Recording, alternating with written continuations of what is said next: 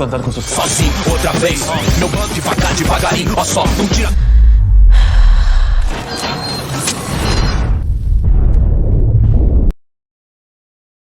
A young man arrives at a bank. Upon entering, a security scan reveals he has a prosthetic arm. The bank clerk offers a courteous apology for the disturbance and escorts the visitor to the vault.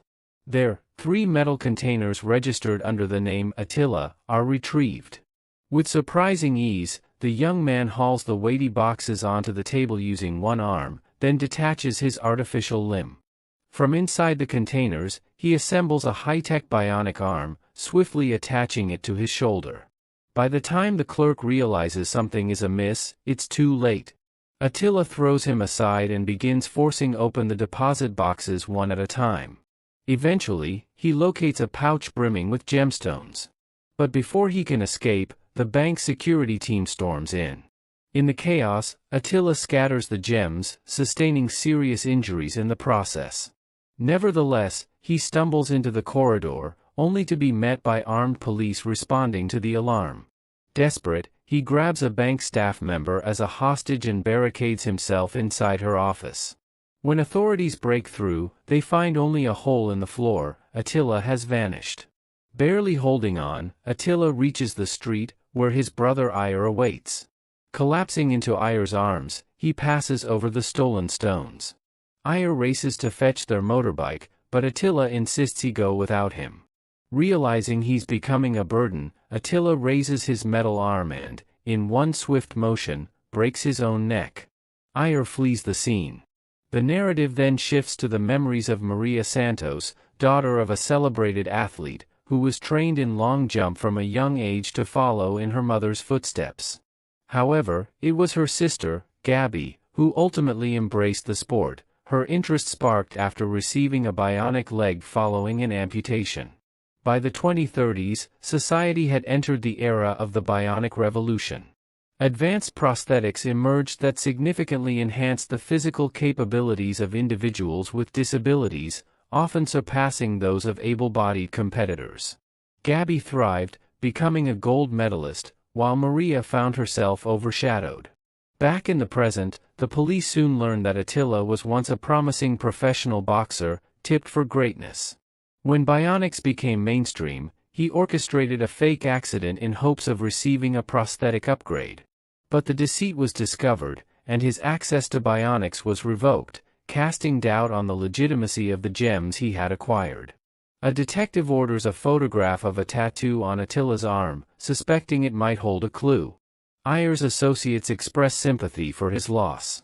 He shows them the jewels, and a new recruit named Gus, a tech specialist, scans the stones, only to find they're of little value. The team had hoped for a fortune, but hackers demanding a £1 million ransom from athletes have pushed them into desperation.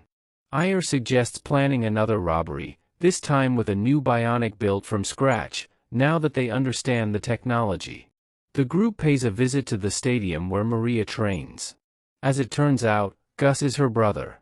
Maria recalls how Gabby lost her leg to a tumor and received a bionic replacement. Their upbringing had been steeped in intense training, each parent focusing on one child. But after their mother's sudden death, Maria and Gus grew closer. Gus explains he's joined a group that aids athletes in hardship and invites Maria to become involved, but she gives no reply. Meanwhile, leading prosthetics manufacturers discuss emerging technologies with Maria's father, Ricardo. The bionic games are set to be the pinnacle of their marketing campaign, with Gabby as their star figure. For this, she must break a new world record. That evening, Maria visits Ader's club, where he suggests a path to success through self-mutilation, a practice that remains strictly forbidden. Later, Maria attends a party in Gabby's honor, but observing her sister's adoring entourage, she is struck by feelings of inadequacy. In a heated exchange, Maria accuses bionic athletes of no longer being true competitors. She storms off, riding her motorbike through the night. Distracted and emotional, she crashes into a car. Maria awakens in hospital, only to discover her right leg has been amputated. Gabby and Ricardo struggle to comfort her. Meanwhile, Detectives identify the tattoo on Attila's arm as the insignia of an underground movement for non-bionic athletes. Ayer bears the same symbol. The detective begins tailing him. As Maria recovers, Gabby takes it upon herself to train her in the use of the prosthesis. She compels her sister to abandon crutches and balance on one leg. Soon, Maria feels empowered by the prospect of transformation. She undergoes testing and is shown a revolutionary neural chip that transmits signals directly from the brain's cortex to the prosthesis. The chip is successfully implanted. Now equipped with her new bionic leg, Maria resumes training. Ricardo is amazed by her resilience, and Gabby coaches her on optimizing the limb's capabilities. Elsewhere, Ayer and Gus devise a plan to rob an armored lorry. They'll need Maria's unique strength to make it work. The detective, still on Ayer's trail, locates Maria and observes one of her training sessions. During a routine jump, technician Dario powers down her chip due to a voltage issue, causing her to collapse mid-air. Dario and Gabby warn that if her wrist monitor ever displays a 0, she could fall into a coma.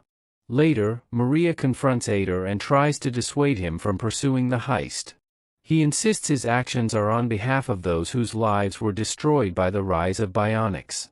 That night, the targeted armored vehicle begins its journey. As it turns down an altered route, Maria lies in wait.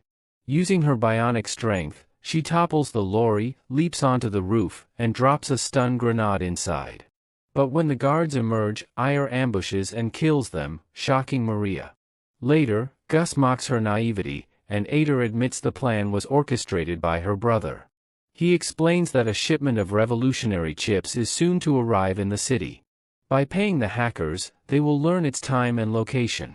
10 former athletes, unjustly denied prosthetics, will receive them. Maria accepts this mission but begs her brother to keep away from Ayer. He confesses that he has always felt second best within their family.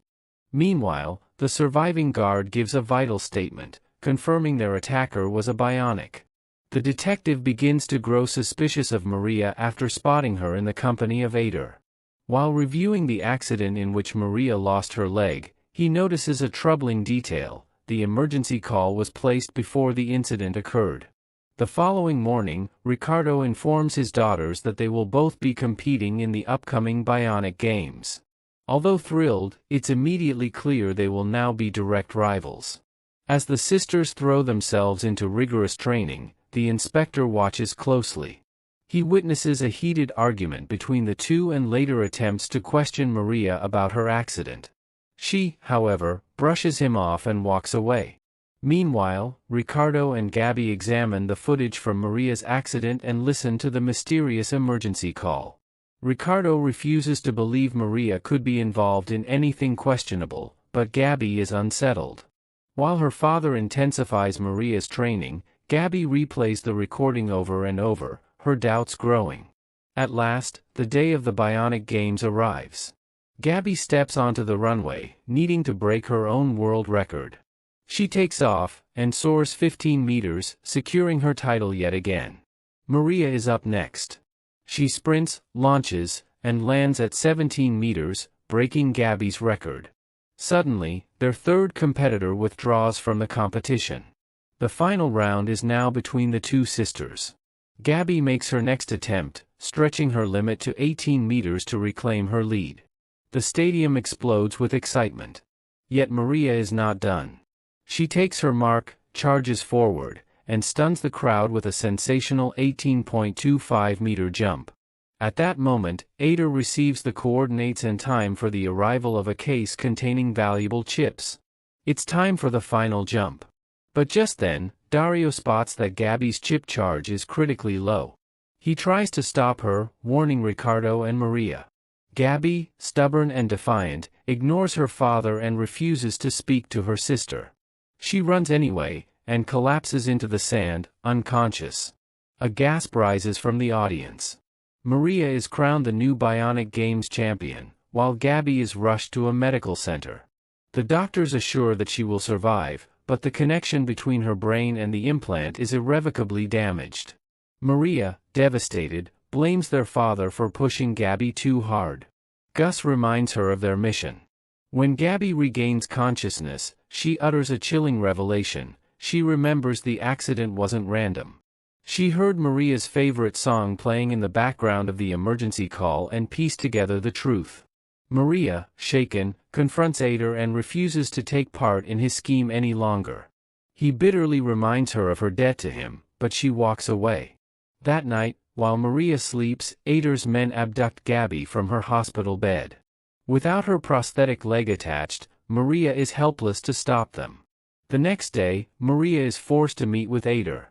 He unveils his dangerous plan. She must leap between two skyscrapers to reach a shipment of the coveted chips. The gap is 25 meters, far beyond her best jump. His men doubt she can make it, but Ader reminds them of Gabby's life hanging in the balance. Maria accepts. She runs at full speed, propels herself through the air, and smashes through the neighboring building's glass. Taking down the guards inside, she grabs the chip case and heads to the garage, where a getaway vehicle awaits. The car speeds away. Elsewhere, Dario sees the footage of Maria's face and is devastated. The inspector confirms it's her. Maria's life is now in danger. While on the road, Maria spots a motorbike chasing her.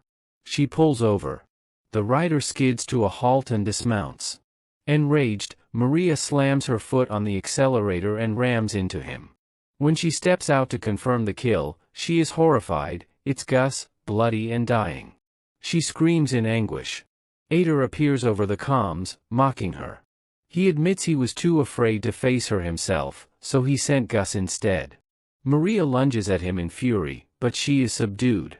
She awakens in Ader's hideout and overhears him speaking with a mysterious man in a hat.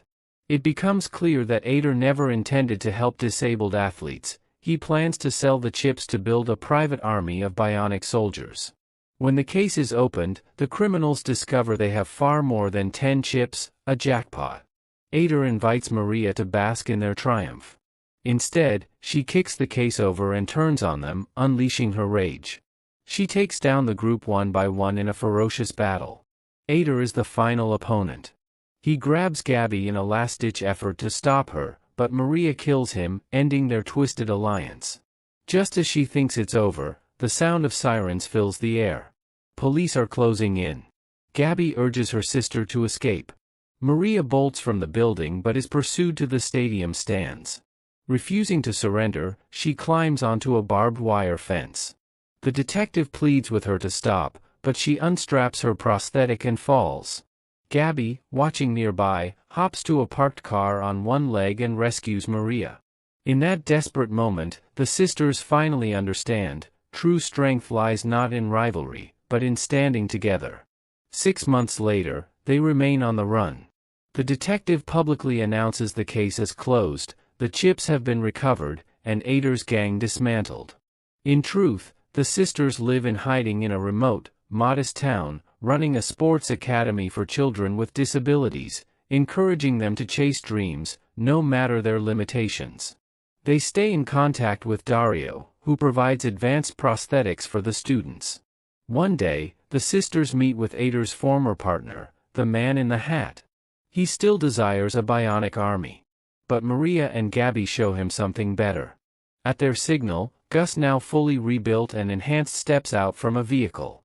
Equipped with cutting-edge tech, he can anticipate his opponent's every move. The man in the hat, duly impressed, agrees to an exclusive contract with the trio. Together, they form an unstoppable force. And that's where the film ends. Make sure to subscribe and hit the notification button so that you don't miss any of our video updates.